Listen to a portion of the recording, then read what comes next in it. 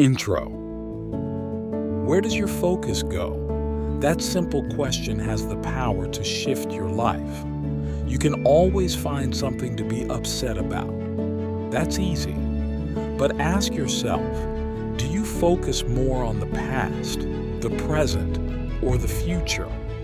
We all spend time in each, but high achievers tend to live in the future. The problem is, all your joy lives in the present. And too many people get stuck in the past, a place you can't change. What's worse, many focus on what's missing instead of appreciating what they have, or obsess over what they can't control instead of mastering what they can. There are two worlds, the external, which we can only influence, and the internal, which we can completely command. You control your focus. You choose the meaning you give to things. You decide what action to take. That's real power. When you take control of these three things, focus, meaning, and action, anxiety begins to disappear, especially when your purpose extends beyond yourself. Because when you serve something greater than you always benefit. If you want self-esteem, do something meaningful, something that contributes beyond your own life. We all know the two emotions that destroy relationships, businesses, and lives, fear and anger. They live at opposite ends of the spectrum. But here's the truth. You can't be grateful and fearful at the same time. You can't be angry and grateful simultaneously either. They cancel each other out. Look at someone like Steph Curry. People watch him hit unbelievable shots from half court, turn away before the ball even drops, swish, and the crowd goes wild. They think he's just gifted. What they don't see is the grind behind the greatness. He's taken at least 500 shots a day, every single day, for over 15 years. Over 2 million shots in his career. Why? So he can hit 3,600 in a season and dominate at the highest level. You get rewarded in public for what you relentlessly practice in private. I believe everything happens for a reason, maybe even a higher purpose, and it's our job to find it. Life doesn't happen to you, it happens for you. There will be internal and external battles, but if you keep going, you'll slay your dragons and become the hero of your own story. That victory won't come from something you read. It comes from something you live. And people feel that lived truth. It carries a different weight. But just when you think you've made it, a new challenge arises. Life calls you to your next level, over and over again. And that's what makes life beautiful, the never-ending climb. How can people who are too hard on themselves build better self-esteem? Maybe self-esteem isn't even the right goal. It's not necessarily bad to be hard on yourself, as long as you also celebrate your wins. Most people tie low self-esteem to childhood, what someone said or didn't say. But we often forget the good things people told us. Here's the truth. Self-esteem is earned, not given. Praise from others won't build it. Only you can earn it with yourself. Someone can call you a genius all your life and you still won't believe it. Or someone can say you'll never be anything and you might say, "Watch me," and let that fuel your drive. Either way, true self-esteem comes from doing incredibly hard things, things that stretch you. It's not about announcing it. It's about knowing it in your soul. The more you do difficult things, especially things that serve others, the deeper your self-worth becomes. The best way to stop obsessing over your self-esteem is to find something that matters more than you. When you're obsessed with a purpose greater than yourself, you stop overthinking and your energy soars. So, what do you really want? That's the real question.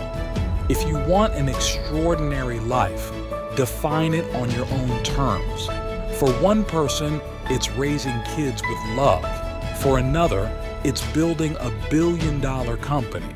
Or it might be creating art, poetry, or simply being at peace. Stop looking outward for answers. Get honest about what you want and align yourself with that.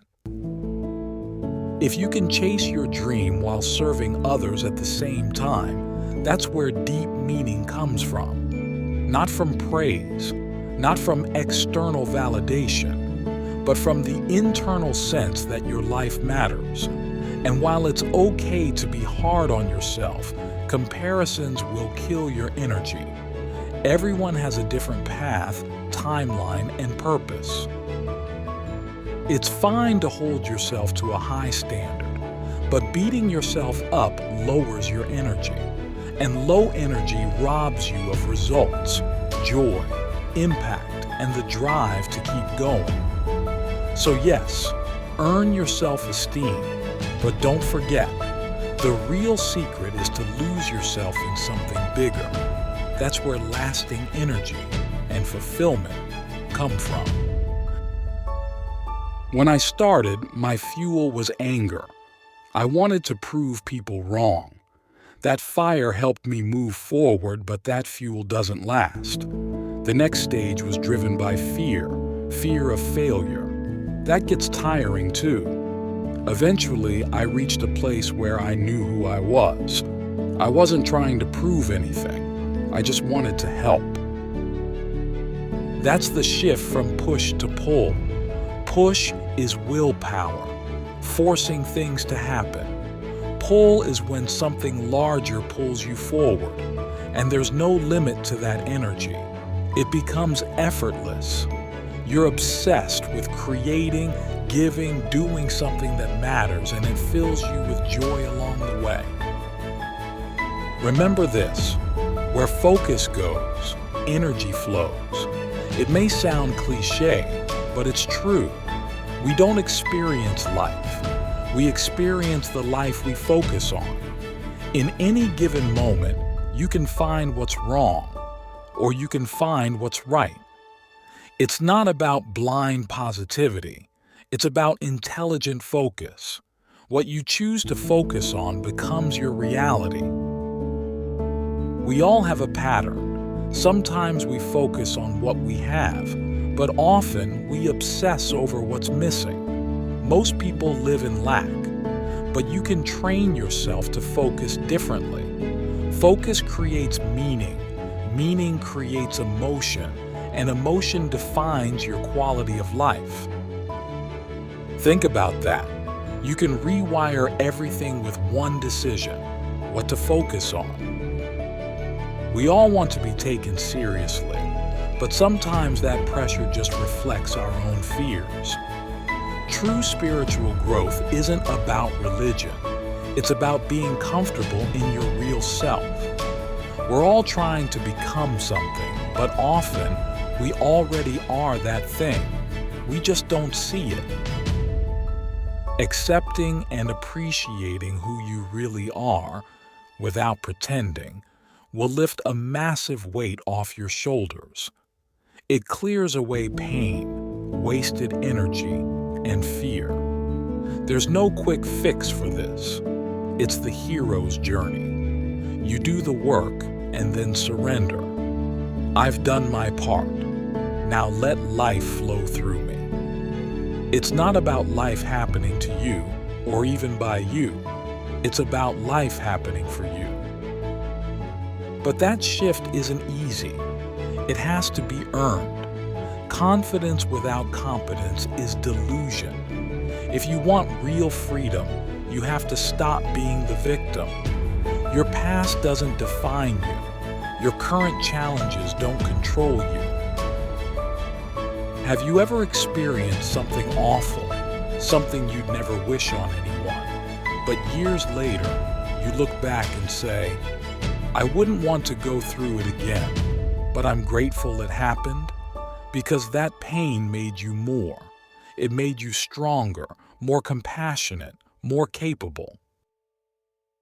We all carry pain from the past. We say, if that hadn't happened, I'd be so much further ahead. But often, those dark moments produced your brightest qualities. Maybe your loneliness as a child gave you fierce independence. Maybe your lack of support taught you to always bet on yourself. You go through this cycle, from unconscious struggle to awareness of the pain, to realizing how it shaped your strength. And then comes the hardest part, accepting both, holding space for the regret and the gratitude, knowing it shouldn't have happened, and yet knowing it needed to. If you could see your younger self, you'd hug them and say, you don't deserve this, but it's going to make you incredible.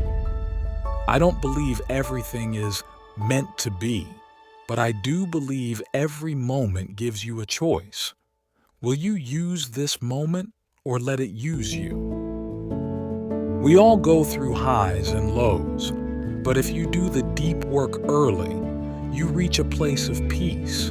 Because when you know who you are, everything changes. And from there, life doesn't just happen to you, it happens through you.